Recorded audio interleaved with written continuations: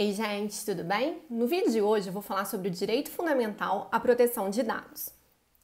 E esse direito foi reconhecido pelo STF no julgamento de uma ação direta de inconstitucionalidade em maio de 2020. E eu chamo atenção para essa data, para esse lapso temporal, porque ele foi reconhecido antes mesmo da Lei Geral de Proteção de Dados entrar em vigor. Ela somente entrou em vigor em setembro de 2020. Então, em maio de 2020, foi reconhecido o direito fundamental à proteção de dados. E a gente precisa entender o cenário em que se deu esse reconhecimento. Conforme eu disse, foi no julgamento de uma ação direta de inconstitucionalidade que foi proposta em face da medida provisória 954. Essa medida provisória, ela determinava, ela obrigava que as empresas de telefonia fixas e móveis passassem todos os dados dos seus clientes para o IBGE. Os dados eram nome, endereço e telefone, tanto o telefone fixo quanto imóvel, de todos os seus clientes para o IBGE. Por quê? Porque nós estávamos entrando na pandemia, foi início de 2020, e o IBGE não tinha mais como fazer as pesquisas estatísticas dele de forma presencial. Então foi determinado que essas empresas de telefonia fixa e móvel passassem os dados para o IBGE para que eles pudessem contatar esses titulares de dados para fazer pesquisas através de telefone. E o primeiro ponto que chamou atenção e que foi discutido nessas ações diretas de inconstitucionalidade foi o fato de que o IBGE, para fazer pesquisas estatísticas, ele faz pesquisas amostrais. Inclusive, quando o IBGE se pronuncia nessa ação direta de inconstitucionalidade, ele realmente confirma isso. Ele não faz uma pesquisa com um todo, ele pega uma amostra da população para fazer a pesquisa. E ele informou que para essas amostras, a quantidade de pessoas pesquisadas, entrevistadas, varia entre 200 mil até 1 milhão. Nunca passa de 1 milhão de pessoas. E o banco de dados dessas empresas de telefonia móveis e fixas, ela armazenava dados de 140 milhões de pessoas. Ou seja, o que chamou atenção no primeiro momento foi a desproporcionalidade. Você ia pegar um banco de dados de 140 milhões de pessoas, 140 milhões de informações, sendo que você só usaria no máximo 1 milhão. Ia entregar para o IBGE muitos dados e ele não ia utilizar esses dados. Então foi o que chamou atenção no primeiro momento, foi essa necessidade que ele tinha de tais dados e você entregar muito mais dados do que era necessário. Quando a gente estuda a LGPD, depois a gente entende que isso não está cumprindo com o princípio da necessidade. Você tem uma finalidade definida, que é a pesquisa, você tem os dados que são necessários para aquela pesquisa e você está entregando muitos dados a mais do que necessário. Eu vou ler só para mostrar o artigo 2º da medida provisória para vocês entenderem o que ela falava. Artigo 2º da medida provisória 954. As empresas de telecomunicações prestadoras do STFC e do SMP deverão disponibilizar à Fundação IBGE, em meio eletrônico, a relação dos nomes, dos números de telefone e dos endereços dos seus consumidores, pessoas físicas e jurídicas. Parágrafo 1º.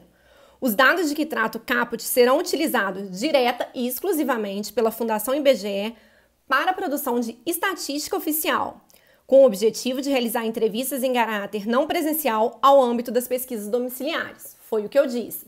Porém, outro ponto, depois dessa desproporcionalidade que eu comentei, que chamou atenção, é que a finalidade estava muito genérica, não tinha uma finalidade específica, não falava para qual tipo de pesquisa que seria feito, não falava que as pesquisas seriam assim somente no âmbito da pandemia ou depois que acabasse a pandemia continuaria sendo por telefone ou voltaria a ser presencial, ou seja, aquela finalidade que a gente exige que seja específica, determinada para você tratar dados, não existe. Outro ponto também que chamou atenção é o relatório de impacto de risco. A medida provisória, ela previa que deveria existir um relatório de impacto de risco para mostrar os possíveis danos que poderiam ocasionar com esse compartilhamento de dados. Porém, esse relatório de impacto só seria feito depois que ocorresse o compartilhamento de dados. Ou seja, não estaria prevenindo risco. Se tivesse algum risco de dano acontecer, ele já teria acontecido e o relatório de impacto viria depois. Não faz sentido nenhum, porque o relatório de impacto existe para prevenir o risco, não depois que já aconteceu ou de que estiver acontecendo. Então, assim, esse relatório de impacto chamou atenção porque ele não estava acontecendo em conformidade com o que se esperava que acontecesse. Outro ponto também que chamou bastante atenção foi que, assim como a finalidade foi colocada de uma forma muito genérica, não também mencionou de forma específica as medidas de segurança que teriam com aqueles dados. O IBGE ia ter um banco de dados amplo, enorme, com 140 milhões de dados, e ele não informou em nenhum momento como que ele ia proteger aqueles dados, quais medidas de segurança ele ia ter com aqueles dados. Então, isso também ficou muito vago, de forma genérica, e outro ponto que chamou a atenção do STF. E todos esses pontos foram observados e salientados pelo STF ao julgar inconstitucional a medida provisória 954. E nos votos que justificam essa inconstitucionalidade, que foi definido e reconhecido o direito fundamental à proteção de dados. Eu vou ler algumas partes do voto do ministro Gilmar Mendes, em que ele fala expressamente desse direito fundamental à proteção de dados, porque alguns pontos têm que ser bem observados e é muito importante para nós no estudo de proteção de dados. Ele informa que a medida provisória 954, ela exorbita o direito fundamental à proteção de dados e que esse direito fundamental à proteção de dados é lastreado pelo direito fundamental à dignidade humana, proteção constitucional à intimidade e reconhecimento da centralidade do habeas data enquanto instrumento de tutela do direito à autodeterminação informativa, porque o habeas data é um instrumento em que o titular de dados pode ter acesso e pode retificar os seus dados constantes em banco de dados. Então, ele afirma que existe, de fato, esse direito fundamental à proteção de dados, ele coloca onde ele é lastreado e coloca que ele está em total conformidade com a Constituição Federal. Além disso, outro ponto que chama muita atenção e deve ser observado nos votos, principalmente da ministra Rosa Weber e do ministro Lewandowski, é quando eles afirmam que hoje em dia nós não podemos falar que existem dados insignificantes. Isso porque uma justificativa para defender esse compartilhamento de dados com o IBGE foi de que os dados que gostariam de compartilhar seriam nome, endereço e telefone, não seriam dados que colocariam tanto o titular em risco. E eles afirmam que não, que hoje em dia a gente não pode falar que não existe um dado que coloque a pessoa em risco. E quando a gente para para pensar, e é o exemplo que eles dão, no telefone. O telefone hoje em dia não é só um meio de você entrar em contato com a pessoa. Muitas pessoas usam seus telefones para chave de acesso em bancos, para chave Pix. Então, assim, o telefone não é só simplesmente telefone. Com o telefone você pode ter acesso a várias coisas na vida do titular.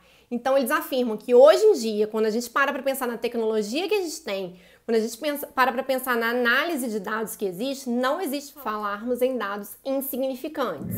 E para finalizarmos, é importante sabermos também que existe uma PEC que tem o objetivo de trazer de forma expressa na Constituição o direito fundamental à proteção de dados, mas é importante que nós saibamos que, muito embora ele não esteja expresso, ele existe, ele foi reconhecido e ele deve ser observado em todo e qualquer tratamento de dados.